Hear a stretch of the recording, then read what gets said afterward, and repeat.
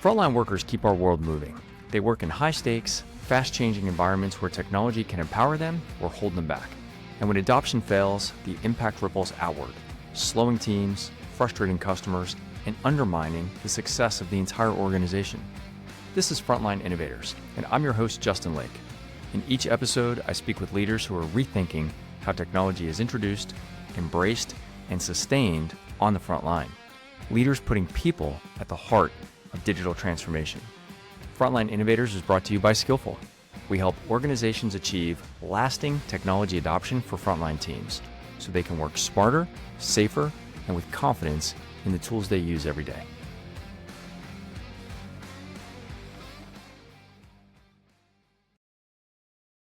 Welcome to the Frontline Innovators Podcast. I'm your host, Justin Lake, and I'm super excited for another great episode. We are ramping the podcast back up, and we have another amazing guest today. Today's guest is Kelly Kluge. Hello, Kelly. I'm so happy to have you here today. Hi, Justin. Great to be here today with you. Thank you for having me. I want to, first of all, you and I had our first conversation a little over a month ago, and it seems like it was even longer than that. Time is seemingly moving even faster than usual. I want to take us all the way back to some of the things that you and I talked about. And I want to frame the question in terms of kind of the business impact of technology adoption. We've talked a lot on the show about the human impact on the front lines themselves. But I want to start off with a question to you, which is, what do you see as the biggest operational consequence when we have poor technology adoption on the front lines? Like, what's the business impact to that? Yeah, so I think the shift that we're starting to see, or that we should start embracing more, is that our frontline workers are really our problem solvers and our problem identifiers. And I think in the past, we have told our frontline workers what to do. We give them a direction or a directive, and they go and act that out. And I think the shift that we really need to take into consideration is that these frontline workers are really turning into our day-to-day thought leaders. And if we leave them out of the adoption, or if we don't provide the technology that they need to do their job even better, because they do it very, very well today, I think we're missing out on a really great opportunity to tap into perspectives and day-to-day experiences that we don't otherwise see. And so I think the biggest consequence is to maybe what I might refer to as our knowledge workers, the folks that put on really comfortable clothes and sit in really comfortable cubes and have water and coffee and soda available to them all day long. Um, what we're missing out on is another level of talent that we're just not used to tapping into. And I think that that next level of talent is our next generation of thought leaders and knowledge workers that just look different than what they look like today. You know, I often use the term knowledge worker to describe those of us that work in offices, often our home offices and comfy air conditioned, space. And I've been corrected a few times on the podcast with folks who have reminded me that the men and women on the front lines are actually also knowledge workers, Hmm. right? And so it's probably a poor term to use to delineate, as you pointed out, because they are the mind of the operation, and they are doing what they're doing in front of customers, in front, like, they're where the money happens, right? Where the money is actually made. So the rest of us may be in the back counting it, but they're actually making it, out in the field, and they're doing that with the wisdom and sometimes tribal knowledge that's been developed out in the field, but it is still very much a knowledge role, and we probably don't give that as much attention as we should, or pay it Yeah, the attention that we should. agree. Absolutely Yeah. agree. So let's get before we get too far into the rest of the questions that I'd like to go into with you. Why don't you give us a little bit about your background and why you'd even be willing to carve out some time and tell your story on a podcast about frontline technology adoption. Sure, absolutely. So I have been part of the leading transformations, very large enterprise-wide transformations for most of my career. So for the past, I don't want to age myself, but for the last 20 years, I've been really involved in those in the financial services industry and the food and beverage industry. in the manufacturing industry as I am right now, big pharma as well. And one of the things that I've learned over the years is that if just like you had mentioned about the care for these people, one of the things that we tend to do is leave the and out of transformation because it's people and transformations, people and changing activities, behaviors, things like that. And so I have gotten to a point in my career now where I work at a company now called Clarios, and we make car batteries. And so right now, a lot of my role is focused on the operations side of things, the way that our unwired or our frontline workers are experiencing some of the transformational changes that we're going through. So when I was approached by you to be part of this, you hit on some of my passion points and some of the things that I face with on a day-to-day basis in order to be part of this evolution that Clarios is going through. And this is a multi-year, multi-phase transformation. And so the the challenges that you spoke to with me about are things that are very real and happen to us on a day-to-day basis. And so carving out time to be part of this conversation is it's a joy to be here and it's a pleasure to be here. Well, I appreciate you agreeing to do this, and I want to just kind of take your lead on that and go back to some of the things that you and I talked about before. I'd like to get your take on even just the way you initially responded to the consequences and delineating between knowledge workers and the men and women on the front lines, and that they are also really knowledge workers, right? And maybe we should come up with some better terminology to delineate. But I do feel that the challenge of technology adoption for the men and women on the front lines is a different challenge than those of us in more, for today's conversation, we'll call us the office workers, right? Because the way I always think about this is that if I have to not do my job for a day or two because I'm going to go sit in a classroom or go through a workshop in order to absorb some change, the reality is, even in my business, the rest of the business is going to continue to run. Our customers are going to continue to be served. And in our world, we use a lot of cloud services. All those cloud services are going to continue to operate the way they would, whether I'm here or I'm not. The reality is, with the men and women on the front lines, it is not the same for them. If we take them out of the fields for a day, take them off the shop floor for a day, like stuff actually doesn't get done. And I feel the consequence of that is that we then don't afford them the time that's necessary to absorb change the same way that we do for other workers. So I've kind of shared some of my opinion on this just in the way that I'm framing the question, but I'm curious to get your take on that and how or if we should even be drawing a line of distinction between those two roles, and if there are things from a change management standpoint that we should be doing differently between those two worlds. So I think there's two things that we need to start thinking about because you're right. The investment in our frontline workers is diminished and reduced because if we do let them go to a 3-day training, the consequence of that is less throughput or more downtime, right? And those choices aren't always the best choices for us to make. And I think what it comes down to is two things. One, I think we need to reward differently. Not only our frontline workers, but also our plant leaders and the financial goals that we set for them. And I think we also need to have a shift in mindset at the leadership level across all different levels of the organization. So that means whoever is leading the company, the VP of operations and the operations managers, and then also those plant leaders as well, the plant lead, the plant manager, the plant supervisors, the managers. The shift is that the legacy way of working is it's not going to serve us much longer. It's going to serve us for a while, and we're going to keep our throughput up and we're going to keep our downtime reduced. But at the end of the day, our customers are going to demand something different from us. And that's going to require us to think differently about how we treat our workers and how we think about the downtime that we might have.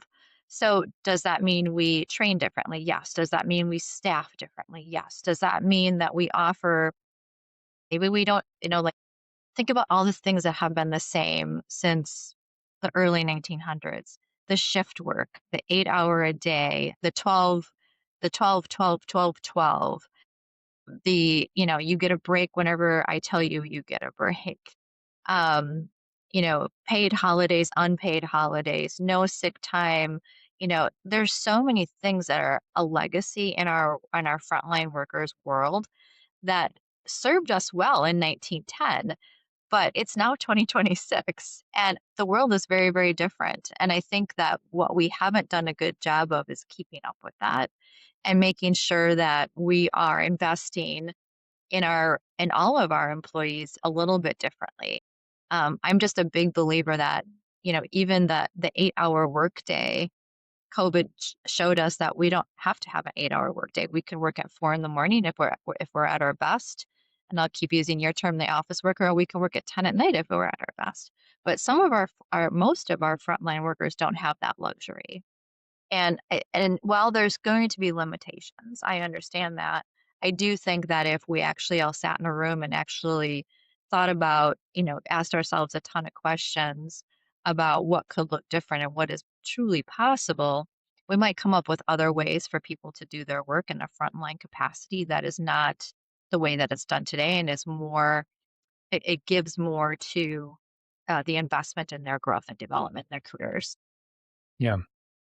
There are so many things that you just said there that I want to come back to. So I want to go back to part of the top of that in talking about the operational leadership and their view, because that's the part that I often have a bit of a head scratch moment where I feel like it seems so obvious, at least in hindsight, when deployment of change and specifically that around technology and innovation goes awry. Mhm. When we look at it in the rearview mirror, it's obvious that we needed to give it more time, right? That's often what is said. Well, we didn't have time to do it right, so we just did it, right? And now we're feeling the repercussions of that. What is amazing to me is that despite some of the stats, we hear these things all the time. We talk about them in my day job. 70% of digital transformations fail. Everybody kind of knows this when we go into these initiatives. And for somehow we always just assume that we're going to be on the 30% side, not the 70% side, right? So the question then is, why don't we allocate more time? Why don't we look at that as an investment? Why don't we accept that a little bit less work is going to be done in the short term while we are absorbing this change and give them the space that they need to be successful? And instead, we don't do that. We push through and then we pay the price later. I understand that they're probably driven by their traditional KPIs. We've got to manufacture X number of widgets. We've got to do so many deliveries. We've got to do so many service calls. We've got to do all those things. And I understand that. What I don't understand really, and I'm wondering if you can help me see it, is why we don't go into this eyes wide open and say, well, for the next 30 days or 60 days, we're going to take a hit on some of those KPIs, but we're going to do that with intentionality. We're going to do that almost deliberately so that we can protect the operation, we can protect the livelihood of the people that are absorbing this change. And in the long run, we can reap the rewards of this investment. Why do you think that that seems to get so crossways in the real world? I think it's all so. Probably the obvious answer are there's board of directors to answer to, there's Wall Street to answer to, there's private equity firms that we need to answer to. And that's probably a boring answer, but that's the most obvious one that we're just going to put to Hmm. the side, right? I think it takes some strong, brave, courageous leadership to really make that a priority. And I think some people that are listening to this might not like that I'm saying this, but I don't know if there is that strong, courageous leadership that we need that across all of these different industries that use frontline leaders because they grew up in a world of leadership where they were rewarded for hitting certain goals, for creating growth, for hitting revenue goals, for saving this much money. And so it goes back to what I was saying before. I really think our reward and recognition programs are really off base in some cases. In some cases, they're working just fine. But when it comes to this lack of investment in these people that are going to really become an important part of how we perform, I think this is a short sight amongst our leadership that are being rewarded for things. And they continue to be rewarded for things that no longer serve growth. They just serve hitting a goal. Yeah. And hitting a goal isn't going to grow your company. It's hitting a multiple goals is going to help you grow your company. But Right. we need to start making a shift in how we think about how we achieve revenue and in different ways. Yeah, it feels like what I'm hearing from you is the bias for incentives is on shorter term results that feel good this quarter or this year. What it feels to me is that we're paying the price in the long term because of that push to get something done this quarter. We end up paying for that in different ways over the subsequent quarters after that. And that's the part that I find so frustrating. And it's as you and I've talked about outside the podcast here. It's not just about the feel good elements. I know this on some levels, this sounds like a warm, fuzzy thing like, hey, we just want to pat everybody on the head and make everybody feel good. And that's not what I'm saying. I mean, that could certainly be part of it as well. But I think empathy for the front lines is not just good for the people on the front lines, it's actually good for business. Yeah. But it's a longer term view. We might take a hit in the short term and reap the rewards in the long term. And I see your point that the incentives are often misaligned to solving for that. So if you and I were sitting in front of a room full of senior leaders who were embarking on making some of these decisions, and they were maybe leaning down a particular path that you and I saw, they're about to get caught in quicksand here. How could we better make the case to them that this isn't just a warm, fuzzy, feel good initiative, that empathy and thoughtfulness and some time, some space to learn and absorb change is going to have a penalty in the short term, but pay off in the long run? How can we make that case better in a way that you think we could be effective? That's a really, really good question. And I think, if I could, I don't know if if I could interview leaders and really understand where they're willing to be courageous and be bold and make decisions that are not popular and stand alone, those are the leaders that I would pick and choose and say, okay, these are the tough decisions that we're going to have to make. And if we actually sat and asked questions, just don't solution at this point, but just sit and ask yourself questions about what would this look like? What have my competitors done?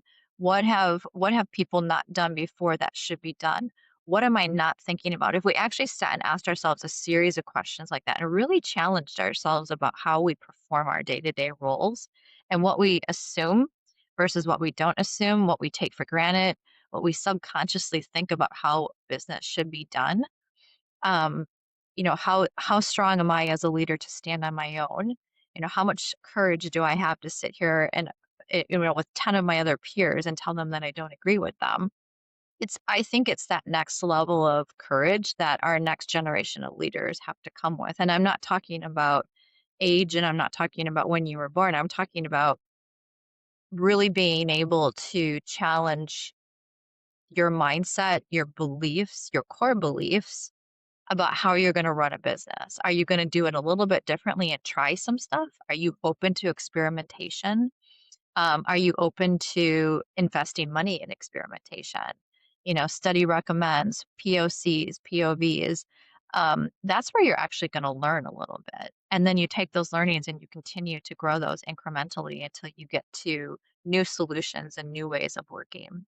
And I think right now, um, those types of challenges that we don't give ourselves, and those types of work models that we don't use most often are the ones that are actually going to bring us to that next level. And I think challenge if we sat in a room, your question was how would you challenge them? That is a that is a very difficult thing to do right now because I think a lot of folks are so ingrained in, well, what has gotten me here is going to continue to get me where I want to go. And I don't believe that. I don't believe that at all, actually. I believe that what has gotten us here today is that's great, good for us. But if you take a pause, which is what we're talking about, and take a look at where we're going and where business is going, it's not gonna serve us in 5 years.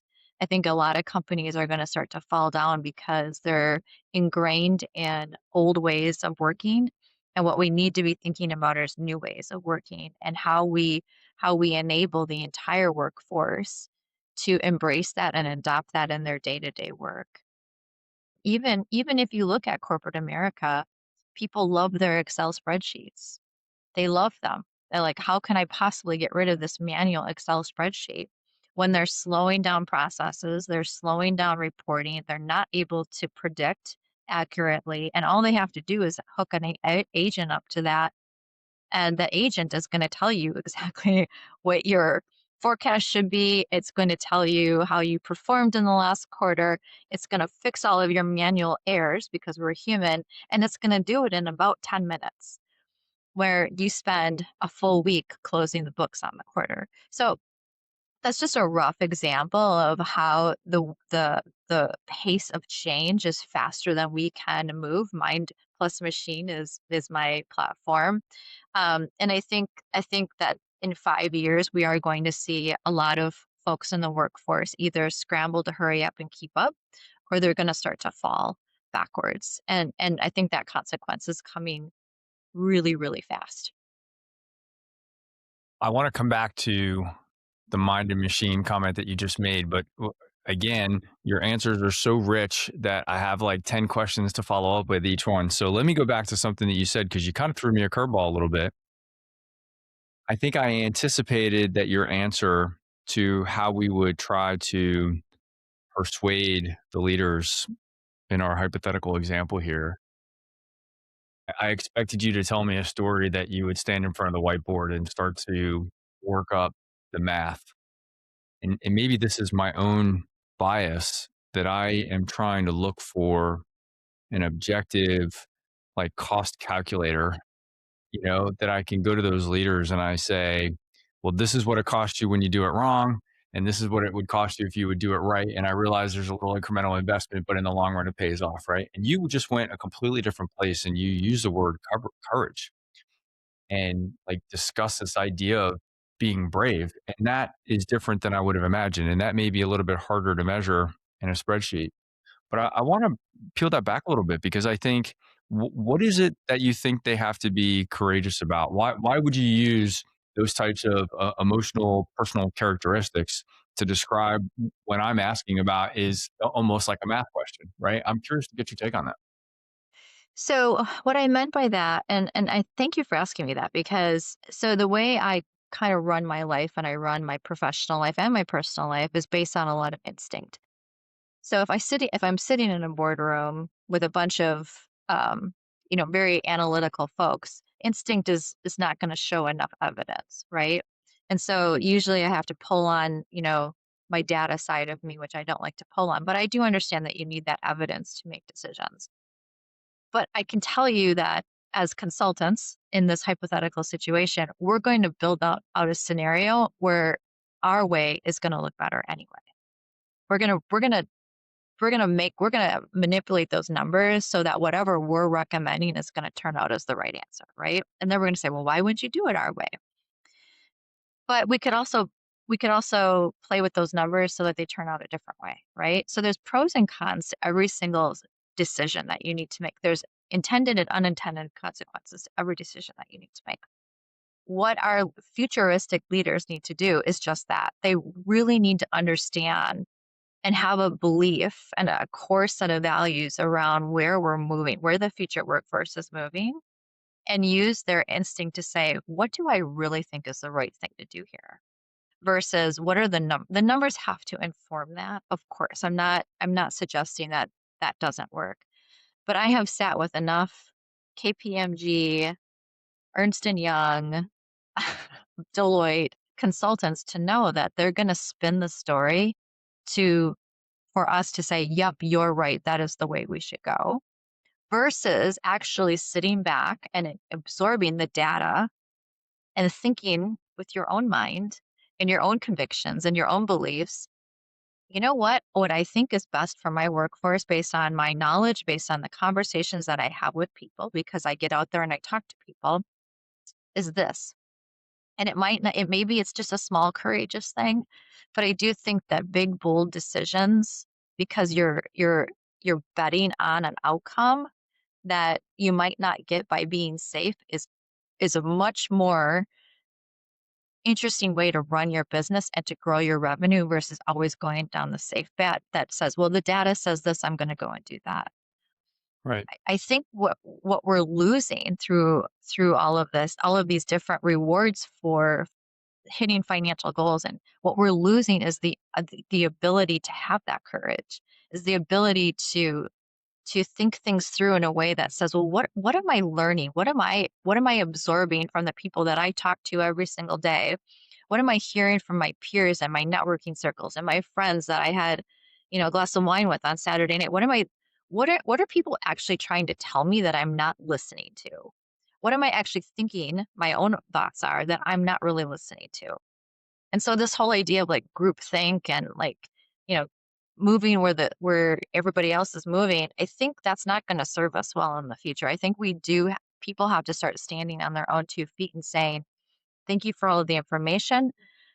Thank you for all of the evidence. Thank you for all the data.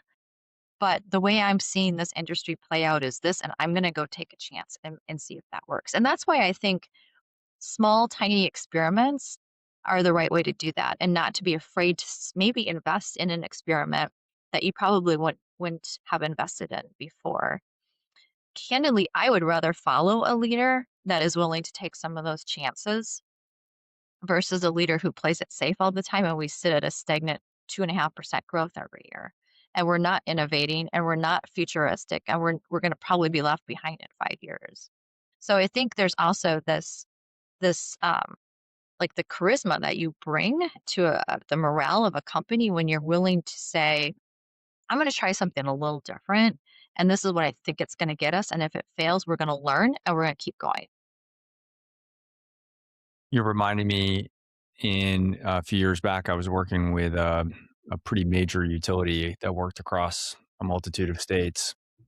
And in one of their kind of leadership vision presentations, they talked about wanting to be the Amazon of the utility segment that they were in. And I got to work with that company then for several quarters after that discussion. And I realized that they didn't really know what it meant to be innovative because they were saying those words and they had this like very shallow aspiration to be like what we think of as some of the innovative companies of our modern era. But the companies that we think about were risk takers. When we think about Amazon, when we think about Netflix, when we even think about companies like Apple and Tesla and all the other companies that, whether you like them or not, it's really not disputable that they've brought a lot of innovation to the table. But they did that by challenging convention, right? By not necessarily doing things the way that people before them had done that. And that really is the root of innovation. And I do think you're on to something in that innovation really, more than a spreadsheet, takes courage. It takes somebody with the bravery to do what seems unpopular or do what even seems maybe risky, but they believe that that is a calculated risk because doing nothing is actually the bigger risk, Uh-huh. right? And I think that's a big part of why we see all these troubles with transformation is that there's this kind of mission to say, hey, we're going to implement this new capability. We're going to introduce all this change into the business. But then the ways that they go about actually doing that try to mitigate risk when in most ways they're actually adding more risk to the process, really fascinating. Okay, let me come back because I can't believe we're already 30 minutes into this conversation. I want to come back to something that you said before. You talked about kind of your platform of the mind and machine. Tell me what you mean by that and what that means to you and the people around you. Yeah, so there's like I probably call it my personal project, my personal way. I call it Heartwired, and it's really this idea of mind and machine. And it's this idea, it's people and technology, it's people and AI, it's people and robots, it's people and and right. And what's happening is we're going to be working with these machines, whether you like it or not. And so some people are accepting of it and some people are very scared of it and some people are very neutral about it and don't know what to think about it. And so Mind and Machine for me is really this platform where I'm trying to bring thought leaders in to say, hey, this is an experience I've had. And I'm unsure about it, or I'm worried about my job, or I'm worried about, my kids in school and they're using AI to do their homework. Are they really learning anything? And the idea of these machines, mind and machine, is that it actually is going to make us better humans, more productive, more capable. We're gathering data and at the speed of light, basically, and we're informing ourselves faster. And then we're taking that information and we're making decisions on it faster, right? But that's a very scary concept because there are so many pockets. All I hear is it's going to take my job. It's going to take my job. And actually, what I keep telling people is it's not going to take your job. It's going to make you better at your job. It's going to make you a superpower that you don't even know that you have yet, a superpower that doesn't even exist yet. And so, how do we, I'm in the change world, I'm in the transformation world. So, as a change practitioner, how do I help people see that? And that's the kind of this personal um, project that I started for myself. And I'm reaching out to others, and I do that through articles and things like that. But how do we rationalize in our human brain that there's going to be things like Atlas, with Hyundai, that are able to go into a factory and build a car without a human being really being there? And what is the purpose of the human being after that? Well, these machines need to be built, they need to be trained, and they need to be nurtured. And it takes human beings to do that. And so the idea that the whole purpose of this conversation was about our frontline workers, but it's going to be our frontline workers that are maintaining the humanoid that fell over because a circuit went out. This is a Yep. level of reskill and upskill that we can't even comprehend at this point. It's happening in pockets, with like Atlas and Boston Dynamics. That's what I'm referring to. But it's not happening on a large scale. But when you see these little pockets of innovation happening, that's the stuff you need to be paying attention to as an innovator and figuring out like, oh, when is that going to hit my industry? When is that going to hit my business? When is that going to hit my job? And I'm not prepared for it. And what am I going to do to get prepared for it? Right. And so that's what Mind and Machine is. It's really about let's start paying attention to what's happening to our future selves, and let's not get scared of it, but let's figure out how to get one step ahead of it. I have this saying that I use with my team and I use with everything that I do. I'm like, all you have to be is one step ahead. That's all you have to do. Mhm. Figure out how to be one step ahead and the rest of it will fall into place. And that's kind of, I'm using that platform to build another platform of Mind and Machine to say, let's pay attention to our future selves and set ourselves up for success, whether that's in the workplace, at home, in our relationships, everything that we're doing, our hobbies, the way we get to work in our car, the way we use other transportation, all of it is going to be evolving. And it's the reconciliation of that new world, that future world with what we know today and preparing ourselves for that. I agree with everything you just said. And even just to show some of the similarities you and I have in the way that we're thinking about things, I had a talk to do down in Austin a few months ago. And the conference was all about AI and robotics and automation and all these other things. And I was asked to do a presentation about the frontline team members. And really, I really spent a lot of time thinking about this because I was around an audience that was really thinking a lot about all the non-human elements of AI and innovation, right?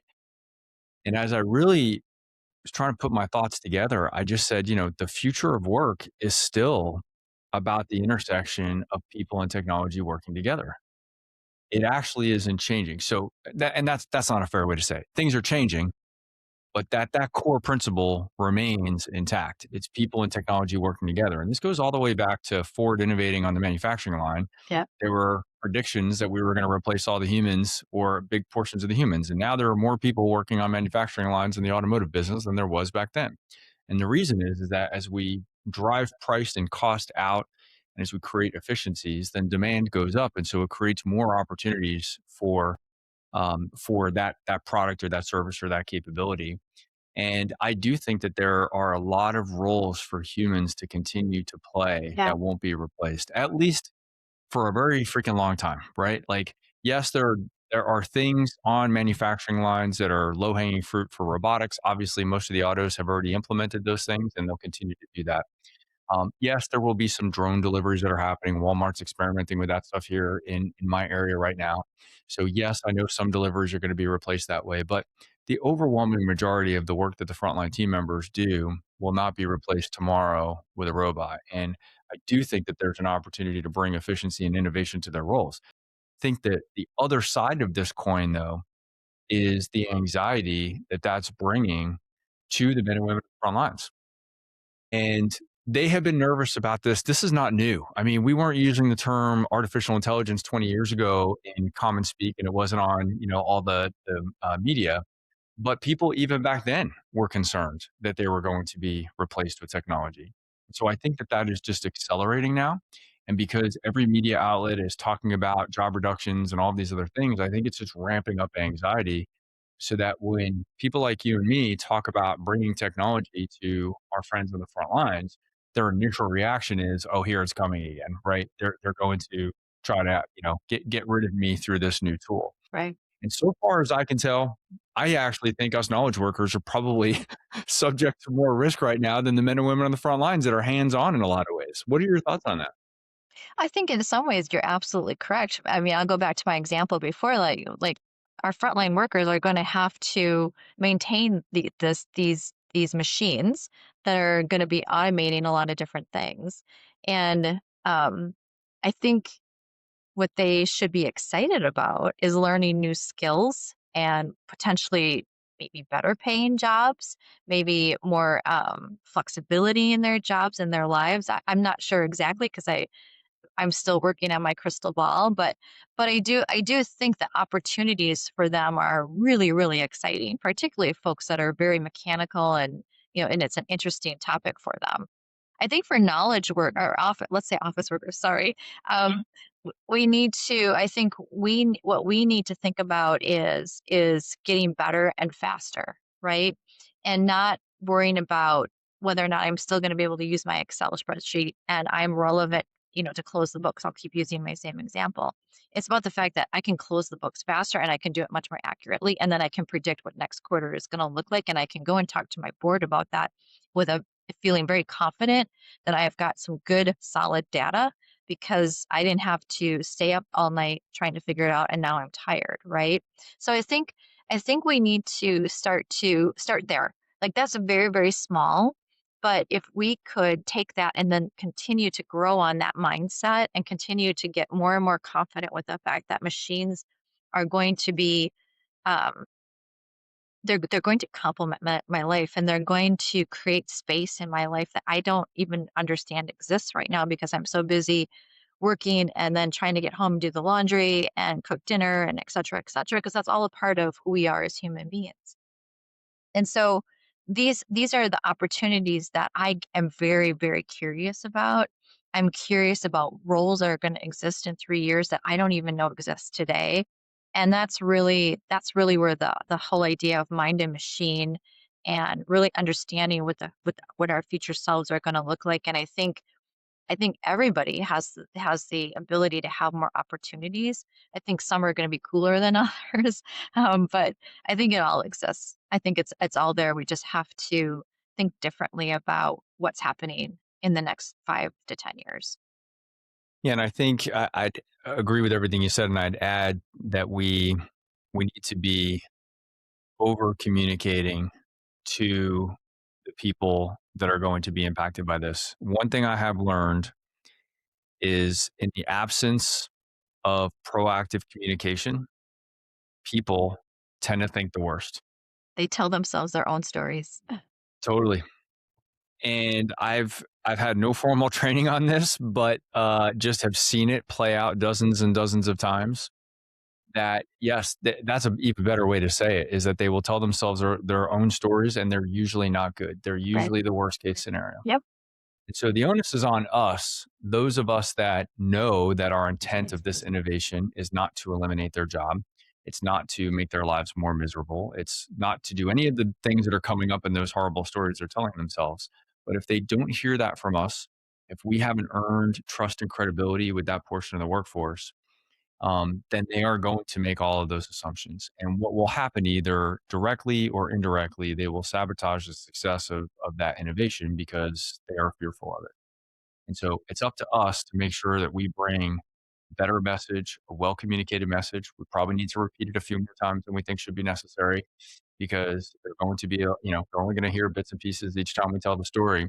But we've got to bring them along for this and make them realize that this is really an opportunity to everything that you said, to put them in a position to actually be better at their job, to give them more powers, to give them superpowers, not to eliminate their role entirely. And but it's up to us to be able to communicate that.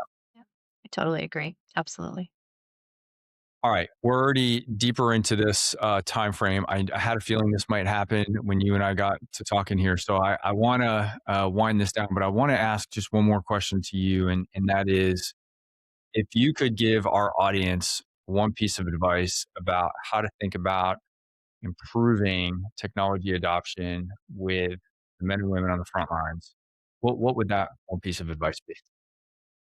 Don't lose your curiosity. Stay curious. Go and find out what they're thinking. Go and find out what would make their lives easier. Even, like I said, if it's just an incremental change where we could provide them opportunities, um, go and listen to them and stay curious about that. Keep asking yourselves questions about what is it, how is it that we're going to invest in, support, improve the lives of, create careers for our front lines that matter to them, that are meaningful to them, and that we can do it at a pace that we're meeting them where they're at. So stay curious. Don't stop asking questions. Love it. I can't think of a better way to end this great conversation. Kelly, thank you so much for Thank joining me you. today. I'm very excited to be ramping the Frontline Innovators podcast back up. We've already had a bunch of great guests to kick off the 2026 edition of this, and I thank you for being one of them and for carving out some time for me today. Thank you as well. It's been a pleasure. Thanks for listening to Frontline Innovators. If you enjoyed today's conversation, be sure to subscribe so you don't miss future episodes. And remember, when we put people at the center of digital transformation, frontline workers thrive and organizations succeed. This podcast is brought to you by Skillful, helping frontline teams adopt the technology they need to work smarter, safer, and with confidence.